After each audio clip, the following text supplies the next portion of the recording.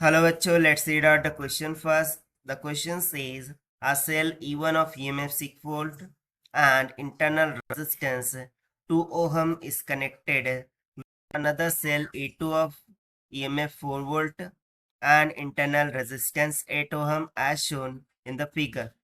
The potential difference across point x and y is। तो यहाँ पर आप सिंपली देख सकते हैं कि सर्किट डायग्राम में दो ईएमएफ सोर्स है E1 एंड E2, दोनों को सीरीज में कनेक्ट किया गया है। सो हमें सिंपली x एंड y के बिटवीन में पोटेंशियल डिफरेंस क्या होगा वो यहाँ पर निकालना है।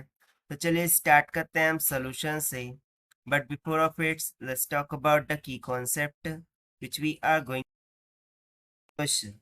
So since we remember that from Ohm's law, I equivalent this must be equals to the E effective divided by R equivalent, जहाँ पर R equivalent जो है सो वो रेजिस्टेंस हो जाएंगी यदि दो रेजिस्टेंस सीरीज में कनेक्टेड है। सो R equivalent will be equals to R1 plus R2। Similarly ये तो हो गया फर्स्ट कंसेप्ट। सेकंड करेंगे KVL का, that is Kirchhoff's voltage law, which says that the summation of voltage inside a closed loop is always equals to 0. So according to this, सबसे पहले हम क्या करते हैं, जो भी गिवन है उसको राइट डाउन कर लेते हैं।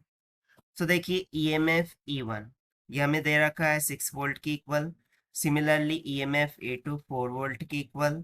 जो रेजिस्टेंस R1 है उसको हम 2 ओहम ये दे मान लेते हैं, और R2 हमें दे रखा है 8 ओम्स की इक्वल। तो सबसे पहले तो हम equivalent current through out the circuit find out करेंगे। सो उसके लिए हमें इफेक्टिव वोल्टेज और इफेक्टिव ईएमएफ फाइंड आउट करना होगा, जो कि इक्वल्स टू होगा E1 माइनस E2 के। अब E1 माइनस E2 ही क्यों ले रहे हैं, क्योंकि देखिए यहाँ पर E1 माइनस E2 इसलिए ले रहे हैं क्योंकि polarity of E1 and E2 opposite है।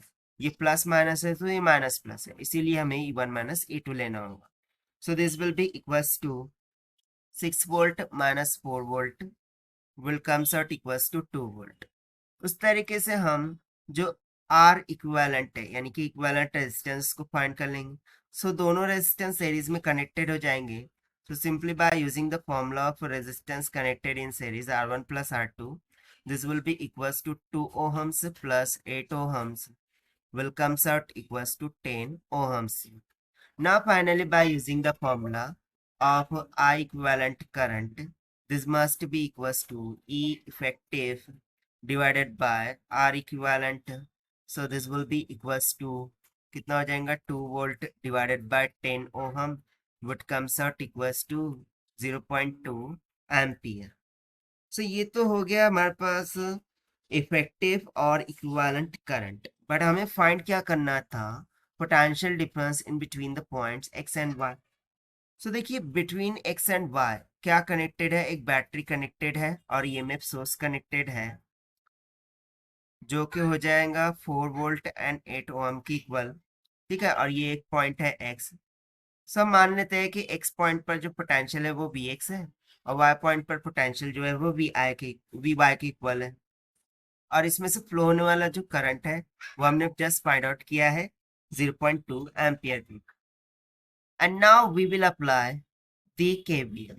So we will say by using KVL, that is Kirchhoff's voltage law। So यदि मैं यहाँ x पॉइंट से y की तरफ में जा रहा हूँ, सो x पॉइंट पर पोटेंशियल कितना है Vx। सो जैसे ही मैं यहाँ से एंटर कर रहा हूँ, so negative terminal of the battery पहले मुझे इंटरफेस कर रहा है, इसीलिए मैं माइनस का 4 वोल्ट बैटरी के लिए लिख दूंगा। Then as I am flowing in the same direction as the current flowing, so that is why I will take minus of जो भी current है वो, that is 0.2 ampere multiply by the resistance। so resistance कितनी है 8 ohm। then same terminal पे मैं end कर रहा हूँ, इसीलिए V of y this must be equals to 0। तो जैसा कि हमें potential difference find करना है, that is Vx minus Vy, so this will be equals to 4 plus 8 to the 6, that means 1.6।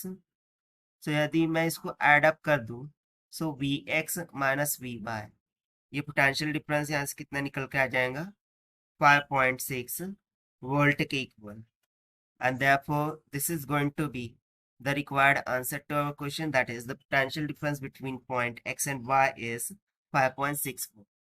Now according to given option B will become correct. So this is the required solution. I hope you understood it well. Best of luck. Thank you.